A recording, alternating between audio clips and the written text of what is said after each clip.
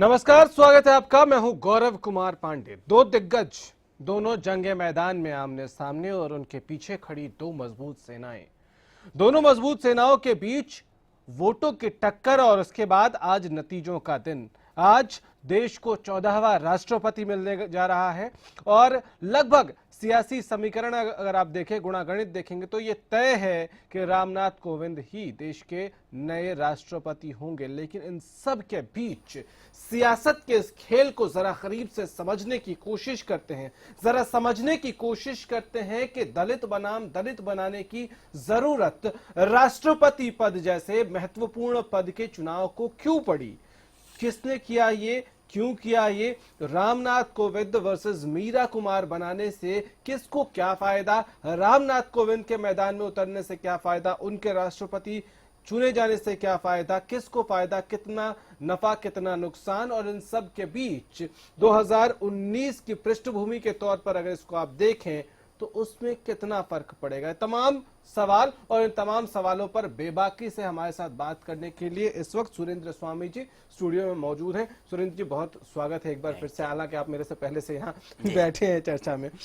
Sir, एक बात बताइए जी, हमने जिस तरह से देखा कि शुरुआत जैसे ही हुई, भाई रामनाथ कोविंद साहब एनडीए के उम्मीदवार होंगे और उसके बाद फौरन तत्काल प्रभाव से नीतीश कुमार ने जिस तरह से समर्थन किया जी, और उसके बाद राजद ने इसका विरोध किया, कांग्रेस ने इसका विरोध किया कि नहीं भाई, आप अगर दलित चेहरे को वोट कर रहे हैं तो दलित चेहरा हमने भी दे दिया, आप बिहारी अस्मिता की बात कर रहे हैं तो चलिए हम बिहार की बेटी को ही मैदान जंग में उतार देते हैं। उसके बावजूद भी उन्होंने पलड़ा जो है एनडीए का था उसमें और मजबूती वो देते रहे, उसी तरफ रहे।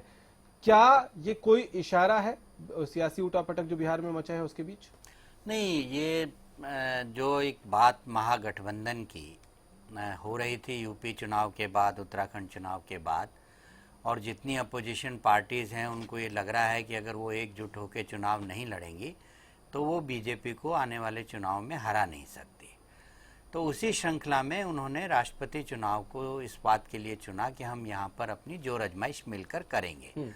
लेकिन हुआ क्या कि रामनाथ कोविंद जी के नाम के अनाउंसमेंट से पहले ही अपोजिशन के जो दल हैं, सभी दलों की एक मीटिंग हुई थी, कांग्रेस और सभी लोगों की। उसमें अपोजिशन पार्टीज ने कुछ कैंडिडेट्स के नाम सुझाए थे, लेकिन कांग्रेस ये चाहती थी कि भाई जो अपोजिशन सुझा रही है वो नाम हम आगे ना बढ़ाएं और हमारा अपना जो कैंडिडेट है उसको हम आगे बढ़ाएं। तो इसलिए उनका कोई फैसला नहीं हुआ। जब उनका फैसला नहीं हुआ और उस मीटिंग में जो न्यूट्रल अपोजिशन लीडर्स हैं प्लस दूसरे जो अपोजिशन लीडर्स हैं जिन्होंने नाम सुझाया था, खासतौर से जेडीयू के नीतीश कुमार ने, ऐसा सुना जा रहा है कि गोपाल कृष्ण गांधी का राष्ट्रपति के लिए नाम सुझाया था, तो वो अस्वीकार हो गया। अस्वीकार होने के बाद फिर कोई दूसरा नाम कांग्रेस समय पे ला नहीं पाई और उससे पहले रामनाथ कोविंद का नाम आ गया। तो ये जेडीयू के लिए एक अपॉर्चुनिटी हो गई कि कांग्रेस का कोई नाम है नहीं, ये दलित हैं, बिहार के गवर्नर हैं, तो इसका बहाना बना के मैं इनको समर्थन कर देता हूं। ठीक है, आपको रोक रहा हूं सर। तरुण चुग साहब राष्ट्रीय सचिव हैं बीजेपी के, हमारे साथ इस वक्त फोन लाइन पे। चुग साहब, एक और ऐतिहासिक दिन की तरफ बीजेपी बढ़ रही है। बिल्कुल, पूरा देश एक ऐसे नेता को चुनने जा रहा है जो संविधान का रक्षक भी होगा और इस देश के अंदर गरीब का रिप्रेजेंटेटिव भी होगा। आज इस देश के अंदर जो नरेंद्र मोदी जी के सरकार आने के बाद देश के गरीब को मुख्य बिंदु में रखकर कहाँ राष्ट्रपति चुनाव में नरेंद्र मोदी जी को घसीट ला रहे हैं आप? मैं तो ये जो प्रश्न पूछ रहा था उस पे आएंगे, उस पे भी आऊंगा मैं। मैं ये जानना चाह रहा हूँ कि बीजेपी के लिए पहली बार ऐसा मौका है जब उसका कोई नेता राष्ट्रपति पद पर पहुंचेगा। ये कितनी बड़ी जीत और इसके मायने क्या? ऐसा है कि जब राष्ट्रपति का जो व्यक्ति चुनाव लड़ता है तो वो पार्टी से सब चीजों से ऊपर उठ के लड़ता है। हाँ। लेकिन फिर भी ये रामनाथ कोविंद जी भारतीय जनता पार्टी के कार्यकर्ता रहे हैं, उसके नेता रहे हैं, बहुत विचारक हैं, भारत की राजनीति में एक उभरता हुआ सितारा रहे हैं। तो उस नाते भारतीय जनता पार्टी की जमीन से प्यार हो गया है, इसलिए हमें गौरव तो है ही। दिन भी है। बड़ा दिन है सर। लेकिन एक बात मैं, हालांकि पता नहीं इस मौके पर ऐसी बात करना आपको पसंद आएगा कि नहीं आएगा, लेकिन मुझे एक बात बताइए कि जैसे ही रामनाथ कोविंद साहब के नाम का ऐलान आप लोगों ने किया, ये दलित शब्द का इस्तेमाल उसके साथ करने की क्यों जरूरत पड़ गई? राष्ट्रपति पद तो एक बहुत बड़ा अहम पद है, इसमें डायरेक्ट आम आदमी वोट नहीं करता है, ये दलित शब्द का इस्तेमाल अमित शाह को क्यों करनी पड़ गई? ऐसा है कि आप शब्दों के पीछे मत जाइए, उसकी नहीं सर, ये शब्द ऐसा है ना कि हिंदुस्तान की सियासत में बड़ा शब्द है जी। आप शब्दों की भावना पे जाइए। हाँ। कि आप जब तक भारतीय जनता पार्टी पे ये आरोप लगता रहा कि ये मुस्लिम विरोधी है, और जब अटल जी के नेतृत्व में हमारी सरकार बनी तो इस देश के अंदर मुस्लिम राष्ट्रपति हमने दिया, और हमारे तथाकथित विरोधी जो ये जानबूझकर हम पर आरोप लगाते रहे, जबकि संसद में सबसे ज्यादा SC BC अगर सांसद किसी पार्टी के हैं तो वो भारतीय जनता पार्टी के। लेकिन अगर आप लालू यादव जी के 200 बयान पढ़ेंगे तो उस पर दलित विरोधी का बयान अगर होगा तो हमारे खिलाफ होगा। अगर आप मुलायम सिंह यादव जी के 500 बयान पढ़ेंगे तो दलित विरोधी का बयान हमारे खिलाफ होगा।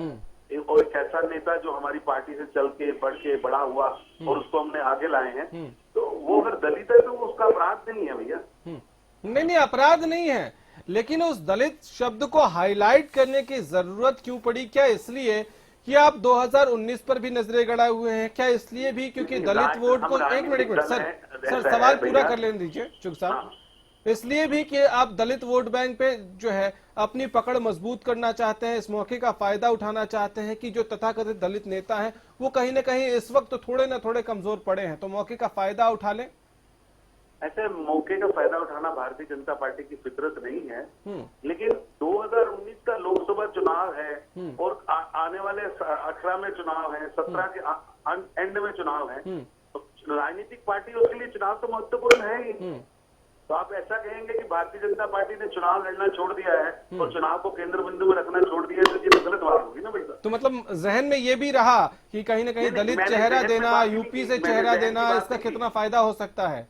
नहीं, मैंने जहन की बात ही नहीं की भाई साहब। मैंने तो ये कहा है कि आपने कहा कि भाजपा, अरे भारतीय जनता पार्टी 5 साल काम करने वाली पार्टी है, 1-2 दिन काम करने वाली राजनीति के 3 महीने। नहीं सर, मैंने बहुत स्पष्ट सवाल पूछा, एक बार कृपा करके उसका उत्तर दे दीजिए। क्या कोविंद साहब के नाम पर सहमति बनने के पीछे 2019 की जंग और दलित चेहरा होना, उनका उत्तर प्रदेश से आना, ये सारी चीजें कहीं ना कहीं मैटर करती हैं या नहीं करती हैं? उनका व्यक्तित्व और उनके बारे में जो लोगों का मन था वो सब चीजें कौन चुग साहब, आपकी हंसी में चुग साहब, आप जो कहना चाह रहे हैं और मैं जो पूछना चाह रहा हूँ, हम दोनों भी समझ रहे हैं और जनता भी समझ रही है। खैर, आप हमारे साथ बने रहिएगा, आपके लिए कुछ और प्रश्न है मेरे पास। इस वक्त हमारे साथ सुरेंद्र स्वामी जी, पॉलिटिकल एक्सपर्ट, बैठे हैं स्टूडियो में। सुरेंद्र स्वामी जी, इस सवाल का जवाब आप देना चाहेंगे कि क्या ये सारे फैक्टर्स हैं, होंगे इस चेहरे को चुनने में? नहीं, बिल्कुल हैं। देखिए, इस बात से कोई इनकार नहीं कर सकता कि हमारे यहाँ जो राजनीति है, वोटों की जो राजनीति है, उसमें वो जाति आधारित है और जातियां अपना बहुत बड़ा महत्व रखती हैं। और चूंकि ये बड़े समूह होते हैं तो ये जातियां भी ये देखना चाहती हैं कि भाई उनके प्रति आने वाली सरकार या मौजूदा सरकार या लोग क्या नजरिया रखते हैं। तो इसलिए हमेशा एक मैसेज देने की प्रक्रिया होती है। लेकिन इससे भी बढ़कर बात यह है कि 2015 के चुनाव के बाद जो विपक्ष है, और विपक्ष में खास तौर से जो लेफ्ट और जो कांग्रेस है, इन्होंने एक मुहिम छेड़ी है कि बीजेपी को एंटी दलित, एंटी मुस्लिम पार्टी घोषित किया जाए। क्योंकि मुस्लिम्स के भी वोट बहुत हैं और दलित के भी वोट बहुत हैं, तो ये एक 2 बड़े ग्रुप्स हैं। और इसके लिए चाहे गुजरात में ऊना का मैटर हो या और कहीं पर हो, चाहे सहारनपुर की घटना हो, तो हर जगह एक नैरेटिव बनाने की कोशिश हो रही है कि भारतीय जनता पार्टी एक दलित विरोधी पार्टी है, ये लोग सामंतवादी पार्टी है, बड़े लोगों की पार्टी है, बड़ी जाति के लोगों की पार्टी है। तो वो मतलब वो बनाना चाह रहे हैं, इसका मतलब नहीं कि बीजेपी ऐसी है, लेकिन एक परसेप्शन जब बनाने की प्रक्रिया होती है तो उस परसेप्शन को तोड़ने के लिए ये जरूरी हो जाता है कि आप इस समाज के लोगों को एक मैसेज दें कि ऐसा नहीं है कि हम आप विरोधी हैं। देखिए, हमने तो आपका राष्ट्रपति बना दिया। ठीक है, चुग साहब, आडवाणी जी के होते हुए बना दिया। चुग साहब, एक सवाल मुझे बताइए, इसका उत्तर जरा आप दे दीजिए कि जिस तरह से आपने रामनाथ कोविंद साहब को आपकी पार्टी ने घोषित किया भाई आपके राष्ट्रपति पद के उम्मीदवार होंगे, इन सब के बीच बहुत बड़ी सेंधमारी भी की आपने विपक्ष की एकता में। विपक्ष जो एकजुट हो रहा था उसमें बहुत बड़ी सेंधमारी कर दी आप लोगों ने। पार्टी का विस्तार, अपने विचारधारा का विस्तार हमारे हर समय दिमाग में रहता है और उसके लिए हम काम करते हैं। नहीं, मतलब सेंधमारी करने में कामयाब तो हो गए सर। भाई साहब, आप इसको सेंधमारी कहेंगे, मैं तो मानूंगा नहीं। नहीं, मैं मतलब तो कहूंगा कि पार्टी की विपक्ष जो एकजुट होने की कोशिश कर रहा था उसमें भी कहीं ना कहीं फूट डाल दी उन्होंने। मैं तो यहाँ पर अब्दुल्ला साहब के बयान को कोट करता हूँ। हाँ। जो उन्होंने कहा कि 2024 तक सभी पार्टी को थोड़ी शांति रखनी चाहिए। हाँ। अभी 2024 तक का मौसम जो है वो राजनीतिक रूप से भाजपा के पक्ष का है। हाँ। इसलिए 2 इकट्ठे हो जाएं, 4 निकल जाएं, 5 मिल जाएं, 6 चले जाएं, इससे कोई फर्क पड़ने वाला नहीं है। नीतीश कुमार के आने से फर्क पड़ेगा सर? हर आदमी का स्वागत है, आप भी आइए भारतीय जनता पार्टी में, आपका भी स्वागत है। नहीं सर, फिलहाल माफ करिए, मैं अपने प्रोफेशन में बहुत खुश हूँ। कोई बात नहीं, आपका जब मन करे देश के लिए काम करने का तो आइए, स्वागत है सर। अभी भी कर रहा हूँ। अच्छा खैर, ये छोड़िए, मैं आ जाऊंगा सर जब जरूरत पड़ेगी, मुझे लगेगा वक्त आया है तो। लेकिन मुझे एक बात बताइए कि जिस तरह से नीतीश कुमार क्योंकि देश की राजनीति में बड़ा चेहरा है, क्योंकि एक बहुत बड़े राज्य के वो मुखिया हैं और उनकी छवि भी जो है जनता के बीच बहुत अच्छी रही है। वो एनडीए के एक घटक दल भी रहे हैं काफी लंबे अरसे तक और लालू यादव को सत्ता से बाहर करने में एनडीए में के महत्वपूर्ण सहयोगी रहे हैं। ऐसे में नीतीश कुमार का खुल के रामनाथ कोविंद के समर्थन में आना, क्या 2019 में, बार बार 19 का जिक्र इसलिए कर रहा हूं क्योंकि कहीं ना कहीं गुणागणित तो बैठता है सर, तो क्या उसके लिए एक शुभ संकेत है एनडीए के लिए?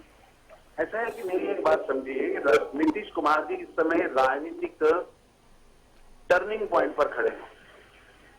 उन्होंने जिस मुद्दों पर, जिन बातों पर बिहार का चुनाव लड़ा था, आज सबसे बड़े यश प्रश्न उनके सामने है कि लालू यादव और उसके कुटुंब की जातियां, भ्रष्टाचार, अत्याचार तय करके उनको साथ रखना है।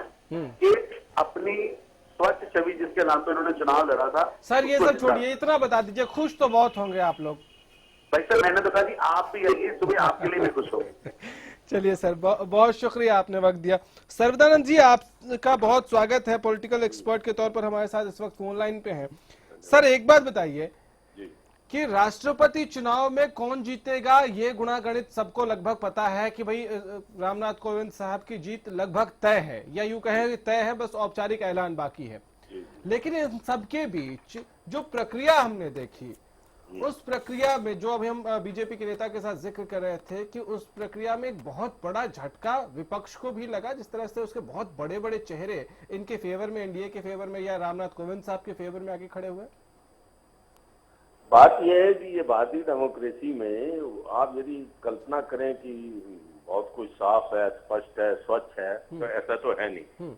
जहाँ तक नियमों की और दूसरी बातों की दुहाई दी जाती है, यहाँ भी भीड़ तंत्र है। जहाँ उनको लगता है कि ये जीत सकते हैं, वहाँ उनके साथ, जीतने वाले के साथ जाने में हर कोई गौरवान्वित महसूस करता है, हारने वाले के साथ कौन खड़ा होता है। दूसरा जो प्रयास है सोनिया गांधी का विपक्षी एकता का, सबसे पहले वो प्रयास जो है उसको तो चोट पहुंचाना सत्ता पक्ष का मुख्य उद्देश्य है। कैंडिडेट तो उनका जीता हुआ है, तो इसका ये कोई पॉपुलर वोटिंग तो हो नहीं रही, लोगों के मत तो पड़ नहीं रहे कि डिब्बों के अंदर बंद और भाग्य का पता न चले, ये लगभग सारी स्पष्ट थी। घोषणाएं कर करके इन्होंने वोट डाले हैं। तो ये बात तो आप मान कर चलिए, आप कह रहे थे, मैं सुन रहा था प्रवक्ता महोदय को कह रहे थे कि खुश हैं, वो तो शुरू से ही खुश हैं क्योंकि उनको पता है इसका परिणाम क्या होगा। और खास तौर पे जो कुछ छोटी मोटी लड़ाई होगी वो उपराष्ट्रपति के पद के लिए होगी, राष्ट्रपति का निश्चित रूप से क्लियर है। अब ये बहाने बनाने अलग है साहब, बिहार के राज्यपाल रहे तो मैं इसलिए इनके साथ हूँ, दलित हैं तो मैं इसके साथ हूँ, नहीं दलित हैं तो मैं इसके साथ हूँ, तो ये तो इनके अपने एक्सक्यूजेज हैं जो नेता लोग करते हैं। परंतु ये जो बात आपने कही, बहुत बड़ा झटका क्या, बहुत ये सोच ही नहीं, कल्पना ही नहीं कर सकता विपक्ष अगले 5 सालों के लिए, उसके बाद की कल्पना करें तो। ठीक है सर, आप हमारे साथ बने रहिएगा। हिम्मत सिंह है, राष्ट्रीय महासचिव हैं युवा कांग्रेस के। सर एक बात बताइए, बहुत स्पष्ट सा सवाल पूछ रहा हूं, उम्मीद करूंगा कि आप डिप्लोमेटिक जवाब नहीं देंगे। राष्ट्रपति जैसे पद को दलित वर्सेस दलित बनाने की जरूरत क्यों पड़ी विपक्ष को? नमस्कार जी सर। जो आप ये सवाल पूछ रहे हैं जी, इसमें दलित वर्सेस दलित वाली कोई बात नहीं है। जो ये चीज जो कार्ड खेला गया दलित का, ये बीजेपी और एनडीए ने शुरू में बात करी। हमारे जो कैंडिडेट हैं वो एक लर्न पॉलिटिशियन पार्लियामेंटेरियन रहे हैं, अनडिस्प्यूटेड उनकी एबिलिटी है और उसके आधार पर वो चुनाव लड़ रहे हैं विचारधारा को लेकर। इसमें दलित वाला कार्ड कोई लंबा चौड़ा नहीं। सर ये क्या सच नहीं है कि नीतीश कुमार ने दलित के नाम पर और बिहारी अस्मिता के नाम पर रामनाथ कोविंद साहब को समर्थन किया, तो ये कोशिश की गई आपकी तरफ से भी कि एक दलित चेहरा आप भी दे दें, एक चेहरा आप भी दे दें जो बिहार से आता है, और इस तरह विपक्ष जो इसको एकजुट करने की आप कोशिश कर रहे हैं, नाकाम कोशिश कर रहे हैं, उस कोशिश को कम से कम कामयाबी मिल जाए।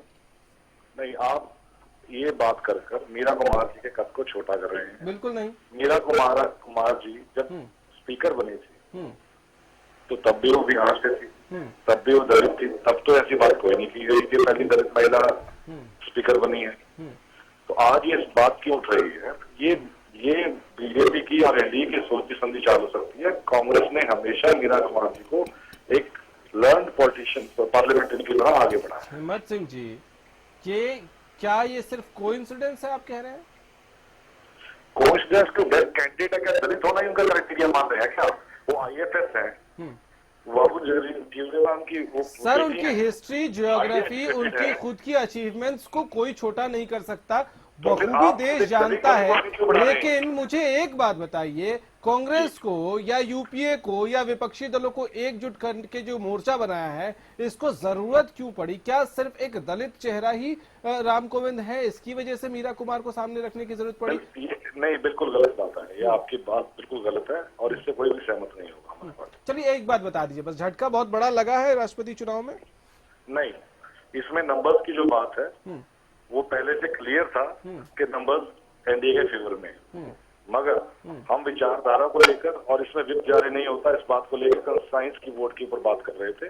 कोई झटका नहीं है इसमें, क्लैरिटी पहले थी कि चुनाव सर बहुत बड़े सियासी चेहरे जिसको आप उम्मीद करेंगे कि 2019 में भी आपके साथ हों, वो साइड हो गए सर।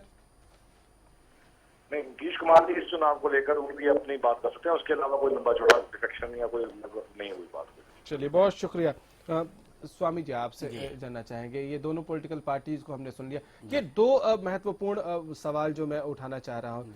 एक तो ये कि बीजेपी के लिए मास्टर स्ट्रोक है, उसने सेंधमारी करने में कामयाबी हासिल की। दूसरा ये कि इतना बड़ा पद और इसको दलित वर्सेस दलित किसने बनाया सर? नहीं, देखिए मैंने आपको जैसे कहा कि विपक्षी दल और विशेष रूप से कांग्रेस की इस बार ये कोशिश है कि 2019 के चुनाव के लिए एक बीजेपी को एंटी दलित, एंटी मुस्लिम नैरेटिव बना के पेश किया जाए। और इसीलिए जितने भी रोज मीडिया में आप देखेंगे जो भी इश्यूज उठ रहे हैं वो सिर्फ इन दो विषयों को लेकर के उठ रहे हैं। इसमें जो कांग्रेस से चूक हुई, और चूक क्या कि जब मन में बेईमानी हो तो चूक होनी ही है, कि जब अपोजिशन की मीटिंग हुई रामनाथ कोविंद के नॉमिनेशन से पहले, तब उसमें तो जो आप ये कह रहे हैं कि तब अगर मीरा कुमार को अनाउंस कर देते ये नहीं, या जो बाकी घटक दलों ने सुझाया था उनमें से किसी को अनाउंस कर उसमें देते से ले तो लेते, ये टूट फूट नहीं होती। ये टूट फूट नहीं होती। ठीक है सर्वदानंद जी, यही सवाल आपसे, ये दलित वर्सेस दलित करके एक बहुत गलत परंपरा की शुरुआत कर दी है सियासी दलों ने इस देश में। सर्वदानंद जी, सर आवाज मिल रही है डॉक्टर साहब? चलिए फोन डिस्कनेक्ट हो गया। स्वामी जी, उसमें तो यह है कि अगर वो मीरा कुमार को नहीं खड़ा करते तो फिर तो बीजेपी को और भी ज्यादा हो जाता दलित समाज को मैसेज देने को। देखिए हमने दलित लीडर दिया, इन्होंने तो दलित को हराने के लिए अपना नॉन दलित खड़ा कर दिया, तो इधर तो ये दलितों के हिमायती बन रहे हैं और उधर जो सर्वोच्च पद है उसके लिए इनकी ये सोच है।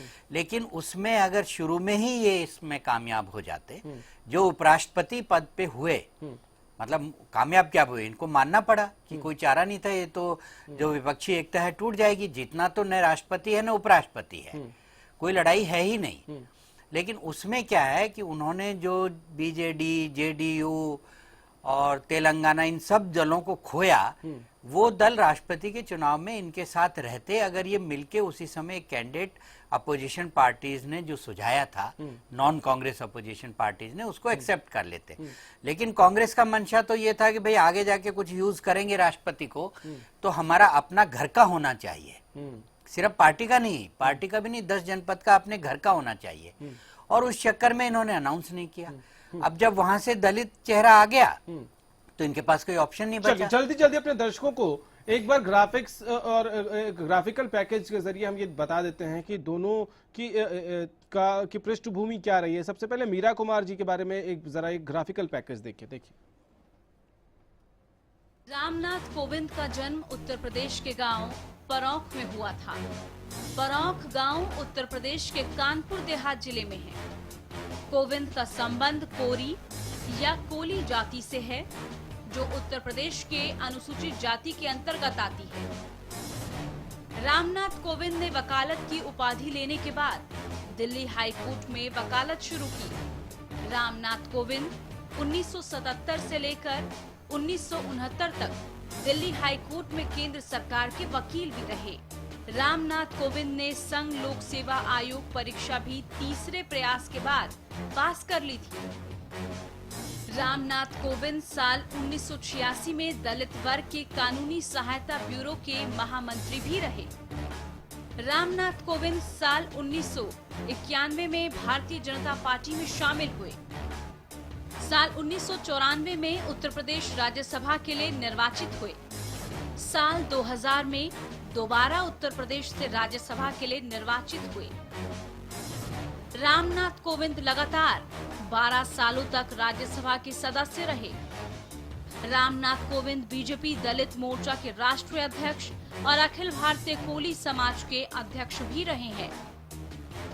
8 अगस्त साल 2015 को रामनाथ कोविंद बिहार के राज्यपाल के पद पर नियुक्त किए गए थे। मीरा कुमार का जन्म 31 मार्च 1945 को बिहार के सासाराम में हुआ था। मीरा कुमार दलित समुदाय से हैं और पूर्व उप प्रधानमंत्री श्री जगजीवन राम की पुत्री हैं। साल 1973 में मीरा कुमार भारतीय विदेश सेवा में शामिल हुई। वो कई देशों में नियुक्त रही और बेहतर प्रशासक साबित हुई।